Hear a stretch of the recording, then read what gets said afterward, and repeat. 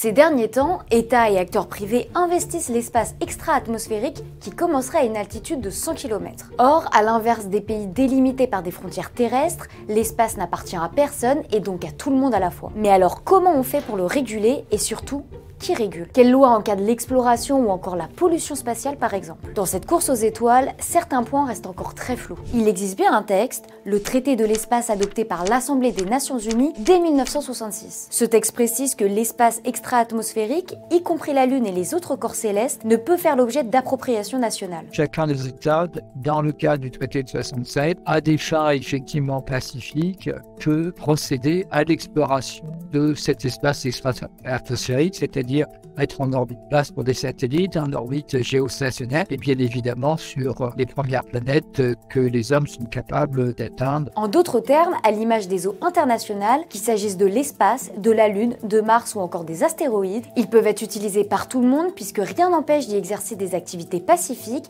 à des fins étatiques, commerciales ou privées. Les activités sont libres, c'est les conséquences de ces activités qui ont été essayées d'être organisées pour éviter par exemple des télescopages entre deux satellites, pour éviter le brouillage des télécommunications par satellite. Se pose ensuite la question de l'exploitation des ressources potentielles présentes dans l'espace extra-atmosphérique. Est-ce qu'on peut rapporter tout ce qu'on veut de l'espace? On considère que la nation, et en tout cas l'équipage qui ramènerait des produits, sont des produits qu'ils gardent dans leur possession. C'est considéré comme un bien commun, mais ce n'est pas considéré comme un partage des droits communs, même si par exemple les scientifiques entre eux essayent, au titre de la coopération scientifique, d'échanger les résultats, d'échanger les différents éléments qui sont ramenés de l'espace extra-atmosphérique. Mais on voit bien que l'État dont le laboratoire avait en charge l'exploration reste maître des éléments qu'il partage, maître en termes de quantité, en termes d'information, en termes de contenu,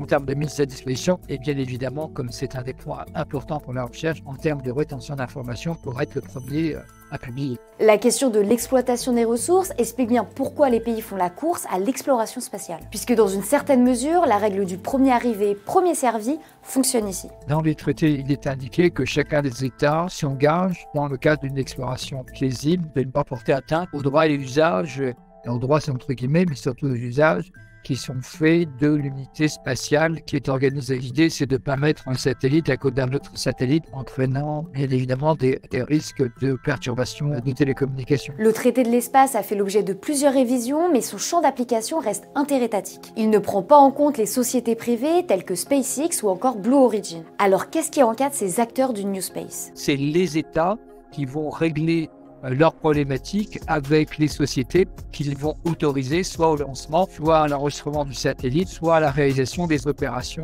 dans l'espace extra-atmosphérique. Chaque lancement de satellite, même par des acteurs privés, engage la responsabilité de la nation en question. Cette dernière sera tenue pour responsable des contenus dommageables que les lanceurs et les satellites peuvent avoir lorsqu'ils retombent sur Terre. Si pour l'heure l'exploration spatiale arrive à s'organiser sur la base du traité de 1967, il pourrait rapidement devenir crucial de le réviser à nouveau. Ce traité a de très nombreuses limites. Il existe un espace extra-atmosphérique militaire et qu'on voit bien grâce aux nouvelles technologies, notamment les technologies satellitaires, que c'est un enjeu militaire, c'est un enjeu politique et c'est un enjeu économique. Et le traité de l'espace n'avait pas été prévu dans ce cadre-là. Il faudra reprendre de nouveau le travail pour pouvoir tenir compte de l'exploitation économique par le secteur privé de cet espace extra-atmosphérique qui est de moins en moins utilisé à des seules fins pacifiques et en tout cas rarement pour le bien complet de l'humanité, mais plutôt pour le bien de certaines entreprises.